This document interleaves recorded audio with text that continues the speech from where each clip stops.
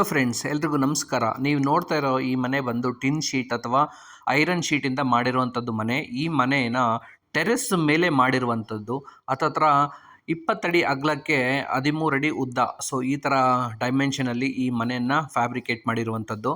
So ಇಲ್ಲಿ ಮನೆ ಮುಂದೆ ಆರ್ಚ್ ಕೂಡ ಕೊಟ್ಟಿರುವಂಥದ್ದು. ಬಿಸಿಲು ಮಳೆ ಬಂದರೆ ಮನೆ ಒಳಗಡೆ ಬೀಳಬಾರ್ದು ಅಂತ ಹೇಳ್ಬಿಟ್ಟು ಆರ್ಚ್ ಕೂಡ ಮಾಡಿದ್ದಾರೆ. 2 ಆರ್ಚ್ಗೆ 2 ಕಂಬಗಳನ್ನ ನಿಲ್ಲಿಸ್ಬಿಟ್ಟು ಅದಕ್ಕೂ ಕೂಡ ಜಾಯಿಂಟ್ ಮಾಡಿದ್ದಾರೆ.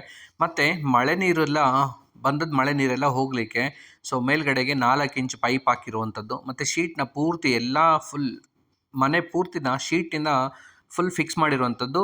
ಆ ಸ್ಕ್ರೂಗಳನ್ನ ಸೇರಿಸ್ಬಿಟ್ಟು, ಅಂದರೆ ಒಂದ್ಸತಿ ಲಾಕ್ ಆಗೋ ಸ್ಕ್ರೂಗಳು ಇವೆಲ್ಲ, ಇದನ್ನೆಲ್ಲ ಸ್ಕ್ರೂಗಳನ್ನೆಲ್ಲ ಫಿಕ್ಸ್ ಮಾಡಿಬಿಟ್ಟು ಫುಲ್ ಕಂಪ್ಲೀಟಾಗಿ ಈ ಮನೆ ಮಾಡಿರುವಂಥದ್ದು. ಸೈಡಲ್ಲೆಲ್ಲ ನೋಡೋದಾದರೆ ಎಲ್ ಶೇಪ್ ಅಂತ ಹೇಳ್ಬಿಟ್ಟು ಶೀಟ್ ಬರುತ್ತೆ. ಆ ಶೀಟ್ನ ಹಾಕಿ 4 ಕಡೆಯಿಂದ ಕವರ್ ಮಾಡಿರುವಂಥದ್ದು. ಸೊ ಮನೆ ಒಳಗಡೆ ಯಾವುದೇ ರೀತಿಯ ನೀರು ಹೋಗಲ್ಲ.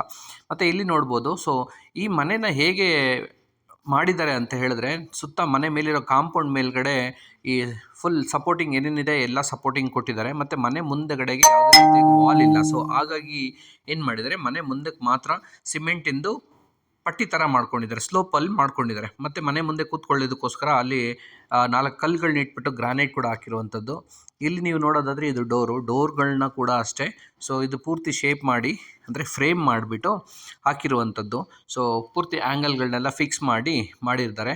ಡೋರ್ಗೋಸ್ಕರನೇ ಇದು ಎಲ್ ಆ್ಯಂಗಲ್ ಅಂತ ಹೇಳ್ಬಿಟ್ಟು ಕಬ್ಬಿಣದ್ದು ಪೈಪ್ಗಳು ಬರ್ತವೆ. ಸೊ ಅದನ್ನು ತೊಗೊಂಡು ಫಿಕ್ಸ್ ಮಾಡಿರುವಂಥದ್ದು. ಮತ್ತು ಇಲ್ಲಿ ನೋಡ್ಬೋದು ಪೂರ್ತಿ ಎಲ್ಲ ಕಡೆಗೂ ಸೊ ಸಪೋರ್ಟಿಂಗ್ ಏನೇನಿದೆ ಎಲ್ಲ ಕಡೆನೂ ವೆಲ್ಡ್ ಮಾಡಿಬಿಟ್ಟು, ಸೊ ಚಿಕ್ಕ ಚಿಕ್ಕ ಪೈಪ್ಗಳಿಂದ, ಸೊ ಎಲ್ಲದು ತುಂಬ ಹೆವಿ ಗೇಜ್ ಹಾಕಿರುವಂಥದ್ದು.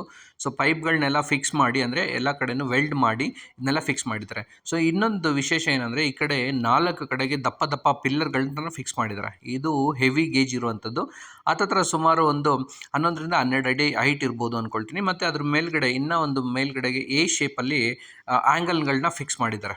ಸೊ ಈ ಆ್ಯಂಗಲ್ಗಳೆಲ್ಲ ಇನ್ನೂ ತುಂಬ ಹೈಟ್ ಹೋಗುತ್ತೆ. ಸೊ ಹಾಗಾಗಿ ಏನಾಗುತ್ತೆ, ಈ ಮನೆ ಹೈಟ್ ಬಂದು ಸುಮಾರು ನಿಮಗೆ 12ರಿಂದ 13 ಅಡಿ ಹೈಟ್ ಹೋಗುತ್ತೆ. ಸೊ ಹಾಗಾಗಿ ಏನಾಗುತ್ತೆ, ಈ ಬೇಸಿಗೆ ಕಾಲದಲ್ಲಿ ನಿಮಗೆ ಬಿಸಿಲು ಅಷ್ಟು ತಾಟೋದಿಲ್ಲ. ಮತ್ತು ಈ ಮನೆಗಳಲ್ಲಿ ಮೇಲ್ಗಡೆ ಈಗ ಟೆರೆಸ್ ಮೇಲೆ ಮಾಡ್ಕೊಂಡಿರೋಂಥದ್ರಿಂದ, ಸೊ ಇನ್ ಕೇಸ್ ನೀವೇನಾದರೂ ನಾನ್ ವೆಜ್ ತಿನ್ನೋದಾಗಿದ್ದರೆ ಮೇಲ್ಗಡೆ ಸಪ್ರೇಟಾಗಿ ಮಾಡ್ಕೋಬೋದು. ಇಲ್ಲಾಂದರೆ ಬೆಳಿಗ್ಗೆ ಹೊತ್ತು ಯೋಗ ಮಾಡಬೇಕಂದ್ರೆ ಯೋಗ ಮಾಡ್ಬೋದು, ಧ್ಯಾನ ಮಾಡ್ಕೋಬೇಕಂದ್ರೆ ಧ್ಯಾನ ಮಾಡ್ಬೋದು. ಮತ್ತು ಡ್ಯಾನ್ಸ್ ಪ್ರಾಕ್ಟೀಸ್ ಡ್ಯಾನ್ಸ್ ಪ್ರಾಕ್ಟೀಸ್ ಮಾಡ್ಬೋದು. ಪಾರ್ಟಿ ಮಾಡ್ತೀರಾ, ಶನಿವಾರ ಬಂತು ಅಂದರೆ ಪಾರ್ಟಿ ಮಾಡ್ಬೋದು. ಈ ಥರ ಎಲ್ಲ ಮಾಡ್ಬೋದು. ಮತ್ತು ಈ ಮನೆಗೆ ಸಪ್ರೇಟಾಗಿ ಕರೆಂಟ್ ಕನೆಕ್ಷನ್ ಕೂಡ ತೊಗೊಂಡಿದ್ದಾರೆ. ಈಗ ನೋಡೋದಾದರೆ ಈ ಮನೆಗೆ 2 ಅಲ್ಯೂಮಿನಿಯಂ ಕಿಟಕಿಗಳನ್ನ ಕೊಟ್ಟಿದ್ದಾರೆ. ಇದು 3 ರೈಲಿಂಗ್ಸು. ಸೊ ಒಂದು ಬಂದು ಮೆಶ್ಶು, ಸೊಳ್ಳೆಗಳೆಲ್ಲ ಬರಬಾರ್ದು ಒಳಗಡೆಗೆ ಅಂತೇಳ್ಬಿಟ್ಟು ಒಂದು ಮೆಶ್ಶು, ಇನ್ನು 2 ಆ ಕಡೆ ಈ ಕಡೆ ಸ್ಲೈಡ್ ಮಾಡೋವಂಥದ್ದು. ಸೊ ಈ ಥರ ಕೊಟ್ಟಿದ್ದಾರೆ. ಸೊ ಲಾಕು ಕೂಡ ಆಗುತ್ತೆ. ಆದರೆ ಮಧ್ಯದಲ್ಲಿ ಯಾವುದೇ ರೀತಿ ನಮಗೆ ಕಂಬಿ ಏನೂ ಇರಲ್ಲ. ಯಾಕೆಂದರೆ ಇದು ಆಲ್ರೆಡಿ ಮನೆ ಮೇಲ್ಗಡೆ ಇರೋದ್ರಿಂದ ಚಿಕ್ಕದಾಗಿ. ಸೊ ಇದೆಲ್ಲ ಹೇಗೆ ಅಂದರೆ, ಸೊ ಬೇಗ ತುಂಬ ಫಾಸ್ಟಾಗಿ ಆಗುತ್ತೆ. ಸೊ ಇನ್ ಕೇಸ್ ಏನಾದರೂ ಎಮರ್ಜೆನ್ಸಿ ಇತ್ತು ಅಂದರೆ ಕಿಟಕಿ ಕೂಡ ಓಪನ್ ಮಾಡಿಬಿಟ್ಟು ಒಳಗಡೆ ಹೋಗ್ಬೋದು. ಸೊ ಆ ಥರದಲ್ಲಿ ಮಾಡ್ಕೊಂಡಿರೋದು. ಸೊ ಬೇರೆ ಯಾರಿಗಾದ್ರೂ ಬೇಕು ಅನ್ನೋರು ಬೇಕಾದರೆ ಇದನ್ನು ಕಂಬಿಗಳನ್ನ ಇಟ್ಬಿಟ್ಟು ಕೂಡ ಹ್ಯಾಂಗಲ್ ಕೂಡ ಮಾಡಿಬಿಟ್ಟು ಮಾಡಿಸ್ಕೋಬೋದು. ಸೊ ಆ ಥರ ಇದ್ದರೆ ಇನ್ನೂ ತುಂಬ ಸೇಫ್ಟಿ ಆಗಿರುತ್ತೆ ಅಂತ ಕೂಡ ಹೇಳ್ಬೋದು. ಸೊ ಈ ಕಿಟಕಿಗಳನ್ನ ಫಿಕ್ಸ್ ಮಾಡೋದಕ್ಕೋಸ್ಕರನೂ ಸ್ವಲ್ಪ ದಪ್ಪ ಹ್ಯಾಂಗಲ್ಗಳನ್ನ ಫಿಕ್ಸ್ ಮಾಡಿ ಅದನ್ನು ಜಾಯಿಂಟ್ ಮಾಡಿಬಿಟ್ಟು ಮಾಡಿರೋಂಥದ್ದು. ಮತ್ತು ಇದು ಪೂರ್ತಿ ನೋಡೋದಾದರೆ, ಈಗ ಮೇಲ್ಗಡೆ ಕೆಳಗಡೆ ಎಲ್ಲ ಪೂರ್ತಿ ನೋಡೋದಾದರೆ ಎಲ್ಲ ಕಡೆನೂ ವೆಲ್ಡ್ ಮಾಡಿ ಎಲ್ಲದನ್ನು ಪೂರ್ತಿ ಕಂಪ್ಲೀಟಾಗಿ ಲಾಕ್ ಮಾಡಿರುವಂಥದ್ದು. ಸೊ ಅಲ್ಲಲ್ಲೇ ನೋಡ್ಬೋದು ಎಲ್ಲ ಕಡೆ ಜಾಯಿಂಟ್ ಇದೆ. ಸೊ 4 ಕಡೆಗೂ ಏನೇನು ಫ್ರೇಮ್ ಮಾಡಿ ಫಿಕ್ಸ್ ಮಾಡಿರುವಂಥದ್ದು. ಸೊ ಎಲ್ಲದನ್ನು ಜಾಯಿಂಟ್ ಮಾಡಿದ್ದಾರೆ. ಸೊ ಯಾವುದೇ ರೀತಿ ಎಷ್ಟೇ ನಿಮಗೆ ಗಾಳಿ ಆಗಲಿ ಏನೇ ಇದ್ರೂ ಸೊ ಇದು ಅಲ್ಲಾಡೋದಿಲ್ಲ. ಸೊ ಸೌಂಡ್ ಅಂತ ಬಂದರೆ ಮಳೆಗಾಲದಲ್ಲಿ ಮೋಸ್ಟ್ಲಿ ಸೌಂಡ್ ಬರುತ್ತೆ. ಸೊ ಸೌಂಡ್ ಬರಬಾರ್ದು ಅನ್ನೋದಾದರೆ ನಾವುಗಳು ಪಫ್ ಶೀಟ್ ಅಂತ ಏನಾದರೂ ಬರುತ್ತೆ ಶೀಟು, ಆ ಶೀಟ್ಗಳು ಸ್ವಲ್ಪ ತಿಕ್ಕಾಗಿರುತ್ತೆ. ಆ ಶೀಟ್ಗಳನ್ನ ಹಾಕ್ಸ್ಕೊಂಡ್ರೆ ಅಷ್ಟು ಸೌಂಡ್ ಬರಲ್ಲ. ಸೊ ಇದು ನೋಡ್ಬೋದು ನೀವು, ಟೆರೆಸ್ಸು ಮೇಲ್ಗಡೆ ಹೇಗಿದೆ ಹಾಗೇ ಇದೆ ಟೆರೆಸ್ಸು. ಇದ್ರ ಮೇಲೆ ಯಾವುದೇ ರೀತಿ ಏನೂ ಮಾಡ್ಕೊಂಡಿಲ್ಲ.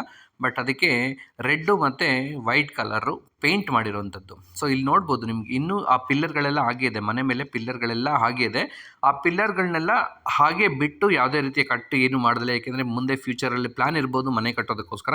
ಸೊ ಹಾಗಾಗಿ ಅದನ್ನೆಲ್ಲ ಹಾಗೆ ಇಟ್ಬಿಟ್ಟು ಸೊ ಮನೆ ಮೇಲೆ ಮಾಡಿರುವಂಥದ್ದು ಐರನ್ ಶೀಟ್. ಸೊ ನನಗಂತೂ ತುಂಬಾ ಇಷ್ಟ ಆಯಿತು. ಸೊ ಇಲ್ಲಿ ನೋಡ್ಬೋದು ನೀವು, ಆಲ್ರೆಡಿ ಅವರು ಇನ್ ಕೇಸ್ ಏನಾದರೂ ನಾನ್ ವೆಜ್ ಏನಾದರೂ ಮಾಡ್ಕೋಬೇಕಂದ್ರೆ ಸೊ ಇದನ್ನೆಲ್ಲ ಇಟ್ಕೊಂಡಿದ್ದಾರೆ. ಸ್ಟವ್ವು, ಸಿಲಿಂಡರು ಎಲ್ಲ ಇಟ್ಕೊಂಡಿದ್ದಾರೆ. ಸೊ ಇಟ್ಸ್ ಎನ್ ಎಮರ್ಜೆನ್ಸಿ ಅಂತ ಕೂಡ ಹೇಳ್ಬೋದು. ಈ ಫ್ಯಾಬ್ರಿಕೇಟೆಡ್ ಮನೆ ಮಾಡಿರುವಂಥದ್ದು ಗಾಯತ್ರಿ ಫ್ಯಾಬ್ರಿಕೇಷನ್ ಅಂತ. ಸೊ ಸ್ಕ್ರೀನಲ್ಲಿ ನಾನು ನಂಬರ್ ಕೊಟ್ಟಿರ್ತೇನೆ. ಇನ್ ಕೇಸ್ ನೀವು ಯಾವುದಾದ್ರೂ ಈ ಥರ ಪ್ಲ್ಯಾನ್ ಇದ್ದರೆ, ನಿಮ್ಮ ಟೆರೆಸ್ ಮೇಲೆಗಡೆ ಯಾವುದಾದ್ರೂ ಈ ರೀತಿ ಚಿಕ್ಕದಾಗಿ ಒಂದು ಮನೆ ಥರ ಮಾಡ್ಕೋಬೇಕು ಅಂದರೆ, ಸೊ ಇದನ್ನು ಕೂಡ ನೀವು ಇವ್ರನ್ನ ಕಾಂಟ್ಯಾಕ್ಟ್ ಮಾಡ್ಕೋಬೋದು. ನೋಡ್ಬೋದು ಮೇಲೆಗಡೆ ಕೂಡ ತುಂಬ ಶೀಟ್ ಎಲ್ಲ ಹಾಕಿ, ಸೊ ಎಲ್ಲ ಪೂರ್ತಿ ಕಂಪ್ಲೀಟಾಗಿ ಹಾಕಿದ್ದಾರೆ. ಮೇಲೆಗಡೆ ಇನ್ನೊಂದು ಕಡೆ ಏನಂದರೆ ಬೆಳಕು ಬರಲಿ, ಮನೆ ಒಳಗಡೆ ಚೆನ್ನಾಗಿ ಬೆಳಕು ಬರಲಿ ಅಂತೇಳ್ಬಿಟ್ಟು ಕೂಡ ಅಲ್ಲಿ ಫೈಬರ್ದು ವೈಟ್ ಕಲರ್ ಗ್ಲಾಸ್ ಹಾಕಿರುವಂಥದ್ದು. ಸೊ ಓವರಾಲ್ ಆಗಿ ಈ ಮನೆ ಕಾಸ್ಟ್ ಎಕ್ಸ್ಪೆನ್ಸಸ್ ನೋಡೋದಾದರೆ, ಸೊ 1,10,000 ಖರ್ಚಾಗಿದೆ ಅಂತ ಹೇಳಿದ್ರು ಈ ಮನೆ ಓನರು.